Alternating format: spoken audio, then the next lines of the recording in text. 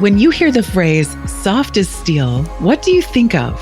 While the word steel might conjure up images such as massive high-rise buildings, where does the soft part come in?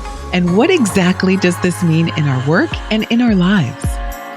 Welcome to the Soft as Steel podcast with your host, Dennis Doran, featuring engaging conversations with a wide range of industry leaders around soft skills, how we practice love, inclusion, social justice, and compassionate leadership that's everlasting in the workplace.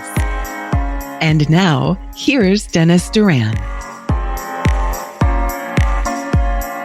I feel especially blessed today to have as my guest a gentleman that goes by one name, Tats. Tats is someone I met just a few weeks ago. And again, I know the folks that come to this conversation fairly well before they arrive. I know a bit about Tats, and I had the privilege of being on his podcast a few weeks ago and found him to be not only interesting, but just really cool to talk to.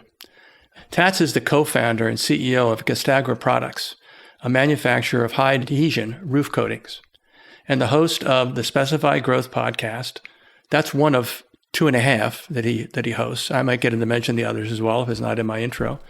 Castagra helps contractors and commercial property owners solve difficult roof coating challenges.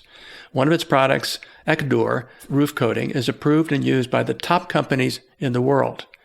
Nakagawa has also been voted top green invention by the entrepreneur reality show Dragon's Den. Over the past 20 years, Tats has launched hundreds of products and services, co-authored Overcoming Inventoritis, the silent killer of innovation, with the foreword written by someone whose name is very recognizable, and that is Steve Wozniak, a co-founder of Apple. Spoken to a variety of industry groups, including the Chartered Accountants of Canada, the Canadian Bar Association, the American Chamber of Commerce, and the International Internet Marketing Association. And he's also written articles for Fast Company, Construction Today, Industry, and been quoted on CBS News, Global TV, CBC, and in the Globe and Mail and BC Business. Kind of interesting, don't you think, folks? Tats, it's a privilege to welcome you to a conversation on the Soft as Steel podcast. Wow, thank you, Dennis. I don't think anyone's gone through that profile and read it out before. So yeah, I'm not sure. I'm just curious about a lot of things, right? So I think that's where it all starts in terms of all these things I've been part of. Yeah. And I would say, to jump right in, because when you say curious in my view is a quality of a person. Is a soft skill. And so, to describe someone as curious says a lot about them without knowing much. You simply say that this guy is incredibly curious, and you automatically have a sense of what they're all about. Curiosity is something that fuels individuals to try to find better ways, find better things, find better people, do so many things that are vital to business and other enterprises, and also just to human relations. So starting as a curious guy is a pretty good place to start. When I say soft skills, you know where I come from on this. I wrote a book. I'm doing this podcast, and soft skills are what we talk about almost the entire time. What's your first set of thoughts around this whole notion of why someone, in this case me, would want to try to have a dialogue, try to keep talking about the importance of people's qualities? Yeah, I mean, I started out just being really fascinated about ideas and how ideas spread, right? And entrepreneurship, because a lot of these new ideas come in some sort of entrepreneurial activity or spirited activity. And was lucky enough to have a mentor who, his name is Peter Rosen. He invented the Windows Media Player, so invented the ability to watch video on a computer. He worked on some early 3D printing technology, and this was before there was so much information online about people's history, stories, their thoughts. We're truly blessed, right? Your podcast, my opportunity through my podcast to literally hear people's sort of insights and stories that we would never had the opportunity to know 20, 30 plus years ago.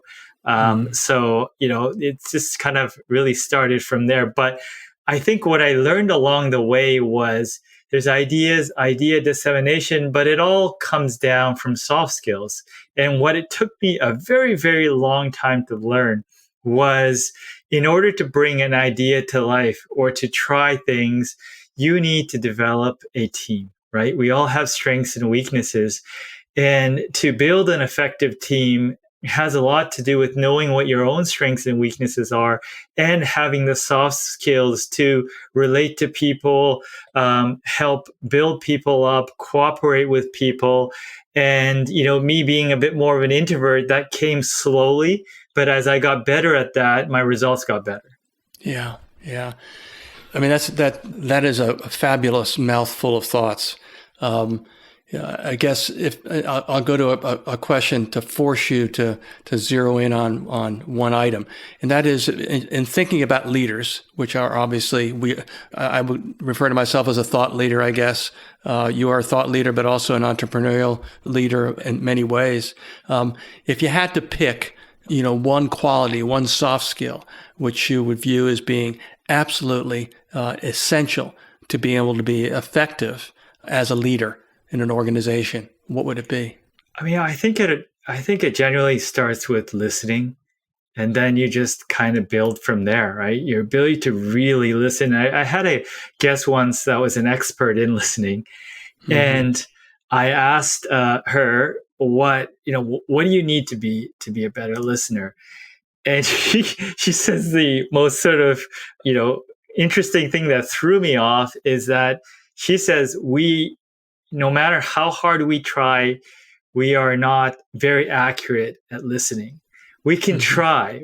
But she mentioned that there's always a layer of bias that is happening all the time.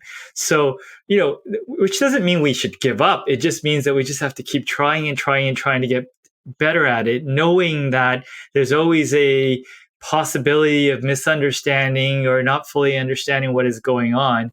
But that just started me to path on really just paying attention to it more. And I think podcasting really helps because, like yourself, you're interested in learning. Is when you ask a lot of people questions, I felt early on I was very almost predicting some of the answers or trying to predict, even in areas that had some background and knowledge. But about half the time, I was completely wrong on what I was anticipating, and it just drew way more awareness on what I didn't know and how I should just sit back and just take that in a bit more. So I just every day I'll just try to be a little bit better at taking that in because I feel like that's the starting point of where you need to go from it. Yeah, I agree. Just the way it's the way you said that. I mean, you do understand that just that thinking that you knew what the answer was going to be is a prime example of one of the barriers to good communication.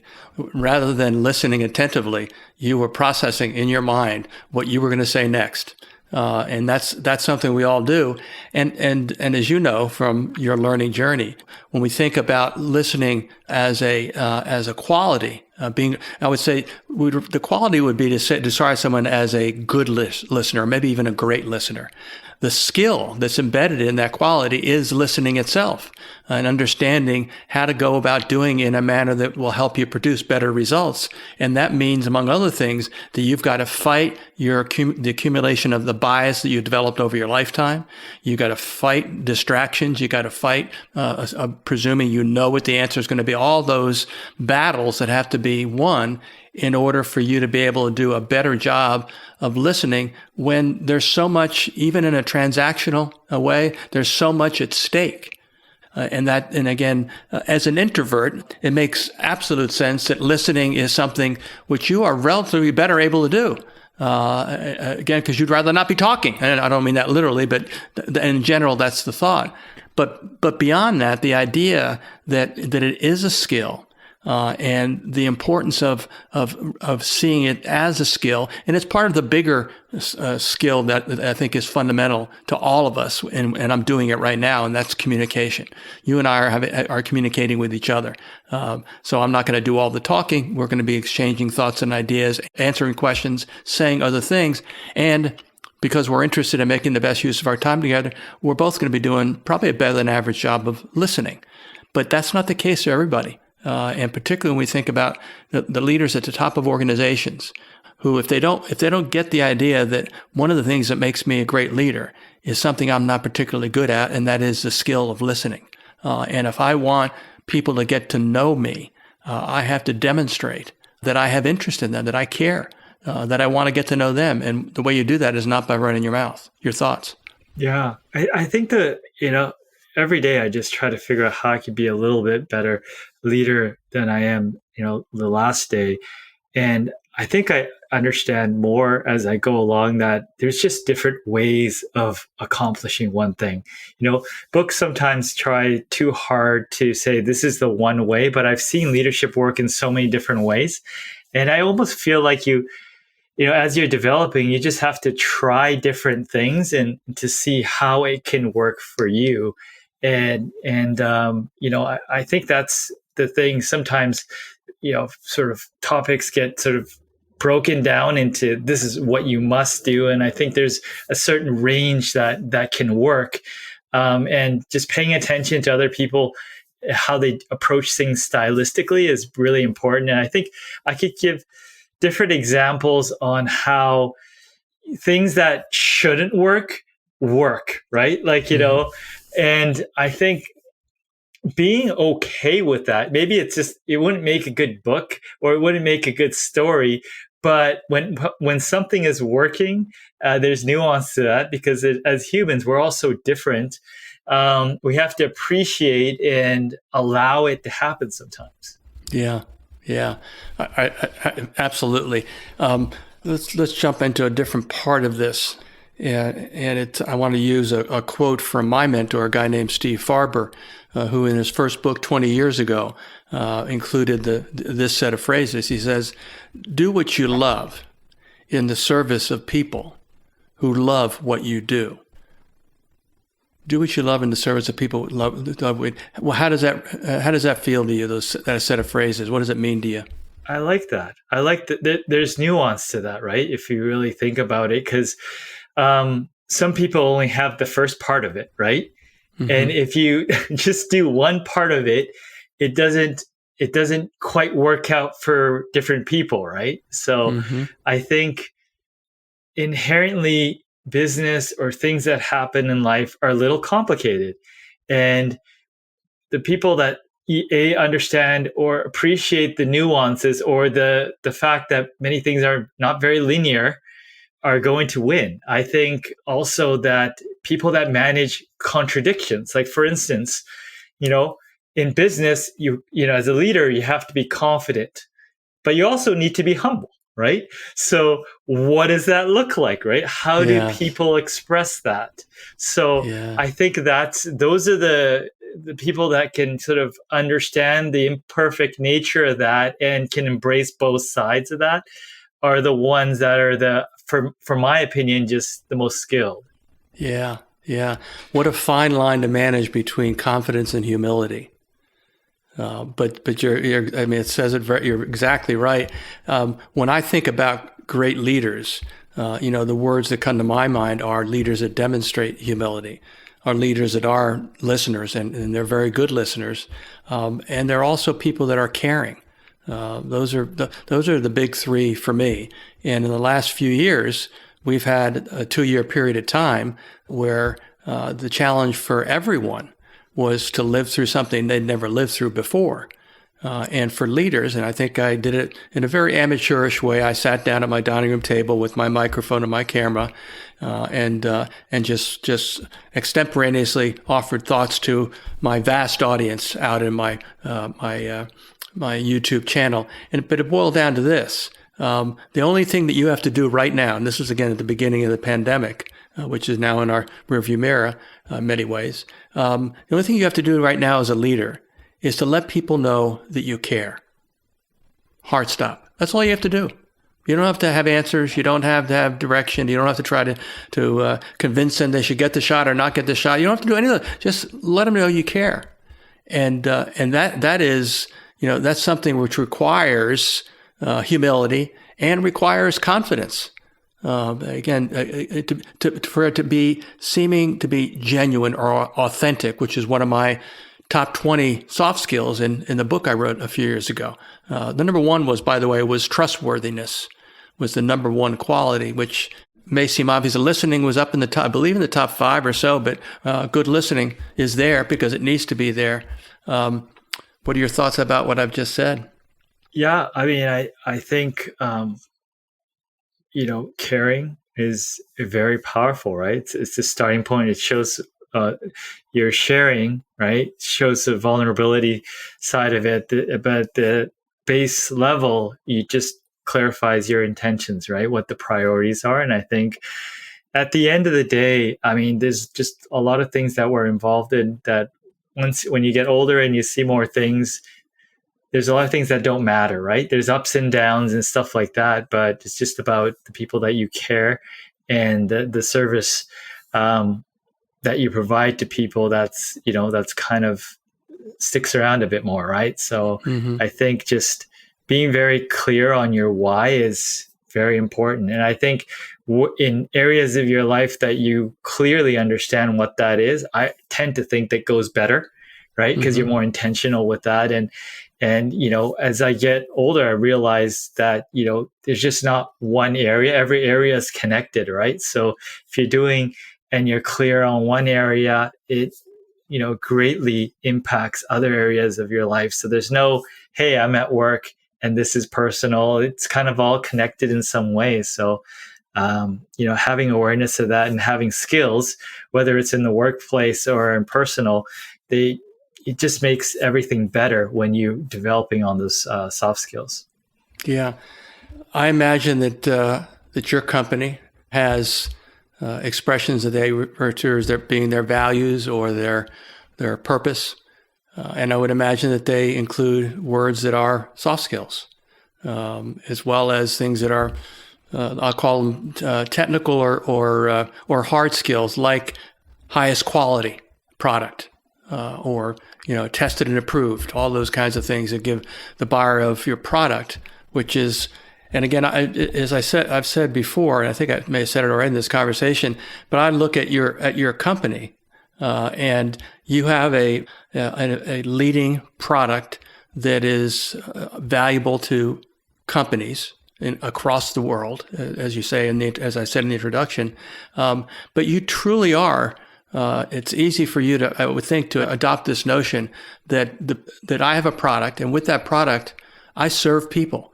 And when we do when our product is applied and it produces a great result for those customers, they're delighted with what we've done.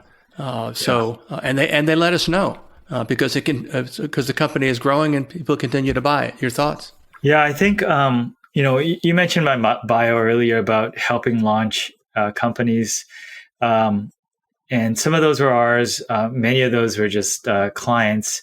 And, so I got to see a lot of different industries. And, again, I mentioned before, I love the idea of idea dissemination, right? Ideas here and then it's in 2,000 stores. But as I sort of moved along and, got better at it, I was horrible at it. And I got, okay at it as I went along and did, all these different launches. I started to second guess some of the things I was helping to put out in the world, because you do have a choice, right? When I get older, I have kids, and you start thinking about what the next generation will face and what you're doing to help that along. I started to think, well, does the world need another one of these plasticky things, right? So and that's where we ended up on a sustainable plant-based technology that's, industrial use. And that's something that Peter actually accidentally invented. Is I felt that, hey, you could be an entrepreneur. You could, push for, profitability and success. And you could, at the same time, market and develop, superior products and things that are economically that make sense. So, and I felt, in the beginning, sustainability was all about just eco, and they had a lot of inferior products. But as it developed, I felt that there was a lot of room to just do the right thing while making the economics of it work as well. So I think for me, I just, it was very, very clear that, you could have all aspects of it as long as you didn't settle and you were pushing for it. Mm-hmm. Yeah. Well said. Well, I think that, again, your product is used in new construction and rehabilitation work, et cetera, the full gamut of the construction, building, and maintenance industry. Is that a fair way of describing it? Yeah, I mean, we focus on the restoration side. I think that's where we are strong. I think bigger companies do much better on the new construction side. Mm-hmm. But I think we're always trying to innovate in our small way. But we're pushing. Yeah. Well, so I think one of the thoughts that comes to my mind as I think about you and your company is again that when you wrote a book, Overcoming Inventoritis. Great title, by the way. Almost as good as my Soft as Steel title, I might say, but a little bit longer. But that's good. That's okay. And so, what are the major things that you learned from writing that book that constitute the qualities or skills, soft skills of people to be able to overcome what you call inventoritis? Sure. There's a test called the 3 a.m. test. So imagine this. You have an idea and you're so excited about it, Dennis. You have to tell somebody. So it is 3 a.m., right? But you know what? You just can't wait for tomorrow. You have to tell your idea to someone. So you go to a prospect or someone that could give you feedback. You bang on their door. They don't open the door because it's very, very, it's in the middle of the night, but you're determined to talk to someone about your idea because it's going to change the world. So you break the door down. And then, they live upstairs. So you run up the stairs, you bust the door open, and you grab your prospect and say, wake up. And then you tell them your idea. And one of two things are going to happen. Well, actually, maybe three. But so one, they're going to listen to your idea and they're going to love it. And they're going to stay up with you all night to talk about it.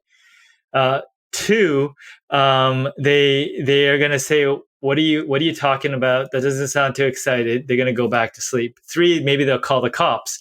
But the point is, we, just like we form attachments to people, form attachments to ideas, especially the ideas that we give birth to or we come up with.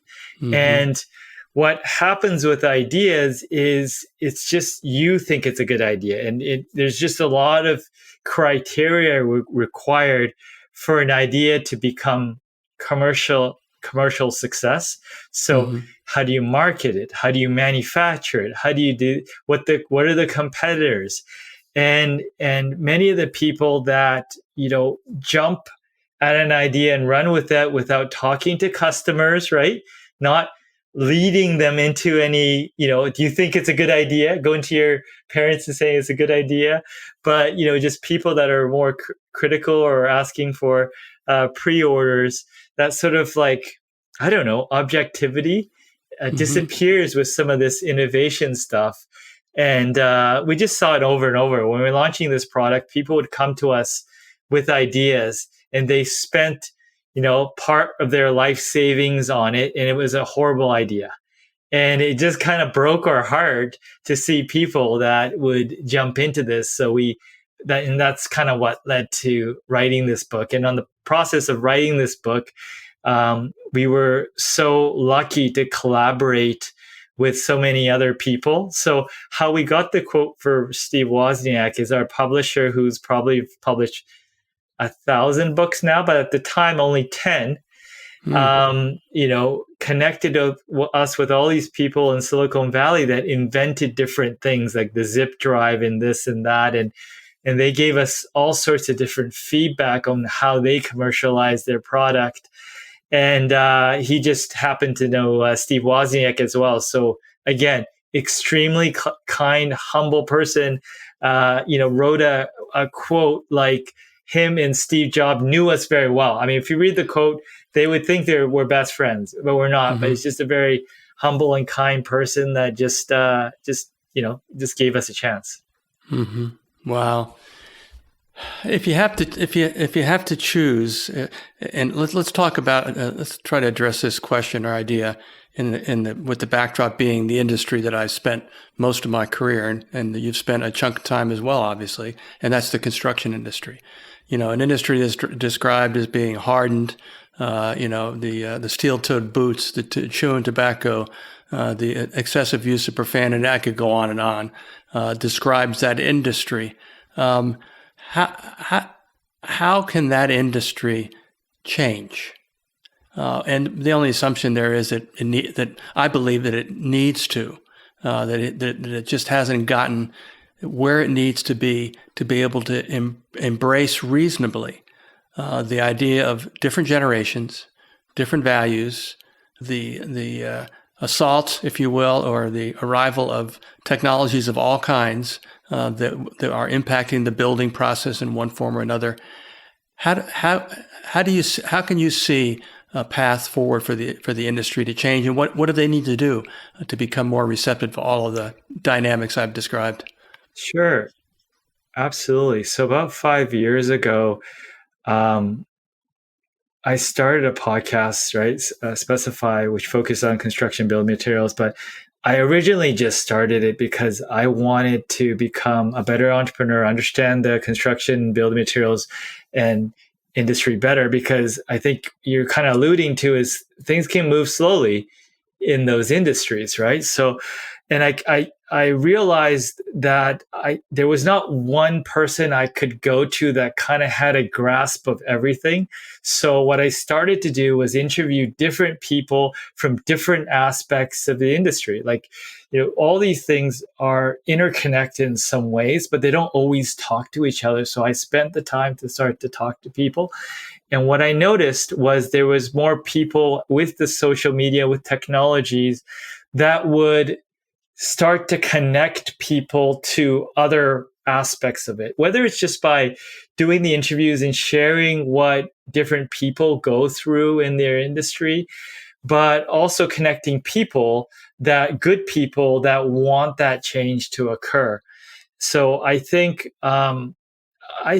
just if you look at the technology industry and you look at how that industry is developed, there's a lot of knowledge sharing that occurs in that industry, like that build in public movement, which, some people will detail out all the revenue they did, and they would say, this is where I went, these are my partners, everything is transparent, and there's so much knowledge sharing.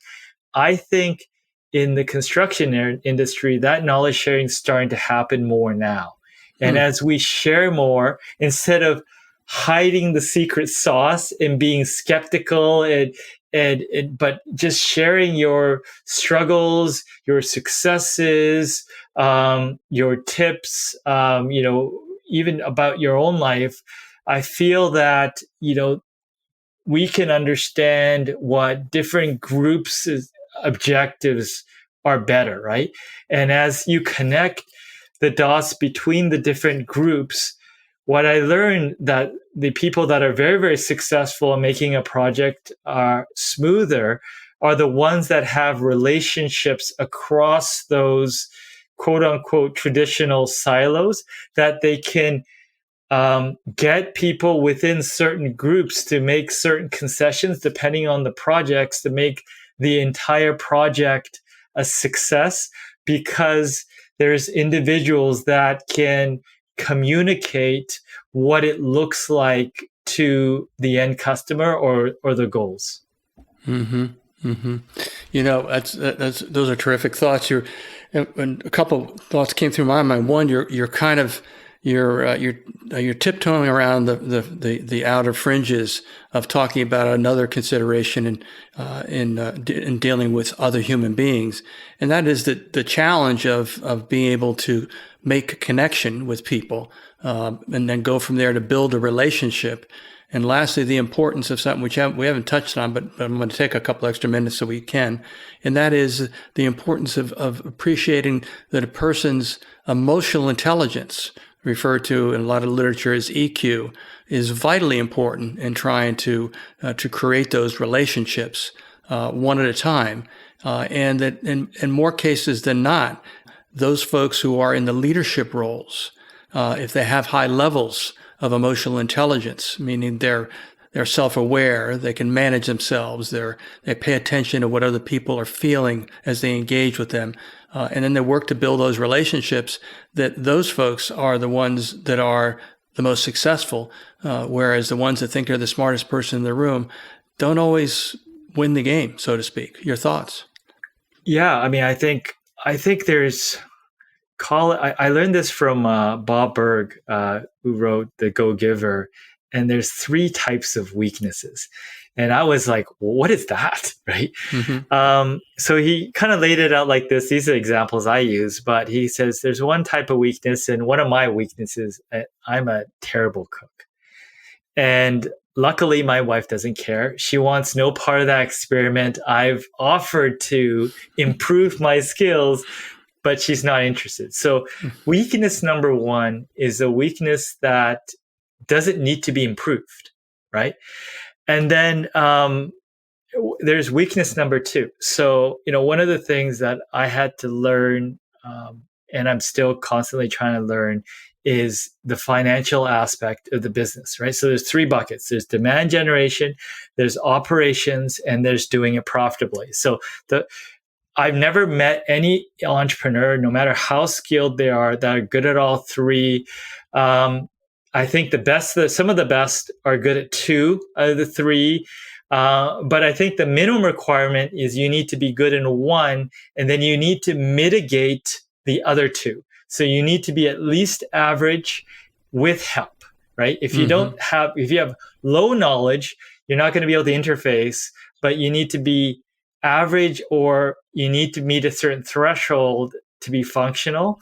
But so weakness number 2, depending on your goals, because everyone has different goals, is weaknesses that you have to at least mitigate, right?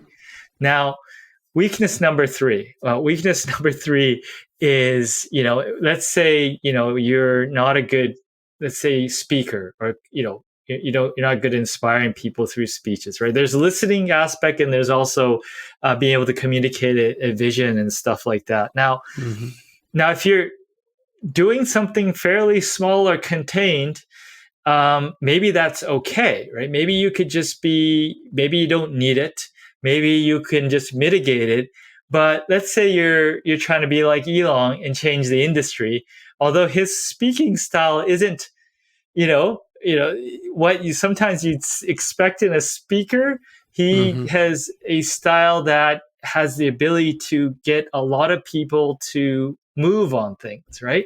So for me, he's world-class, but he wasn't world-class. He realized in order for him to fulfill the various visions he has for various things, he had to take his weakness and turn it into a strength. So, soft skills, yes, there are some jobs that you can do with very little soft skills. But if you want to improve, you want to be a leader, you want to inspire, make a big impact, that soft skill needs to be an absolute strength. Well, we couldn't have scripted those last thoughts more perfectly as the final thoughts of our very quick but really enjoyable conversation. Tats, we could easily talk for a much longer amount of time. I hope we will find excuses to do that and maintain our connection. I enjoyed talking to you thoroughly, and I really appreciate your coming on the podcast and sharing your ideas and your wisdom and your enthusiasm and just your plain old humble brilliance. Because there's no doubt I'm talking to a guy that's got a lot of marbles up here, and you use them very well, and you do it in a really positive way. It's been a delight to have you. Thanks for coming on my show. Yeah, thank you for the invite. You're welcome.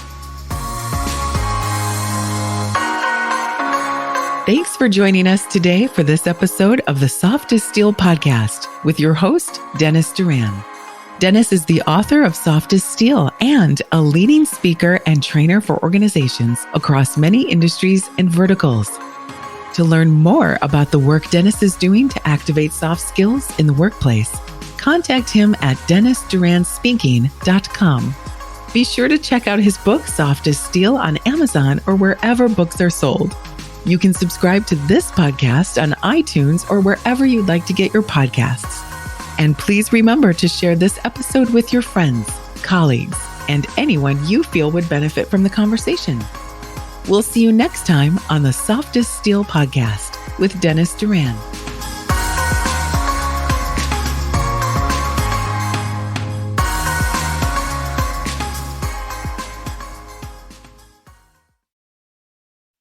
Produced by Audavita Studios. Connect your voice to the world.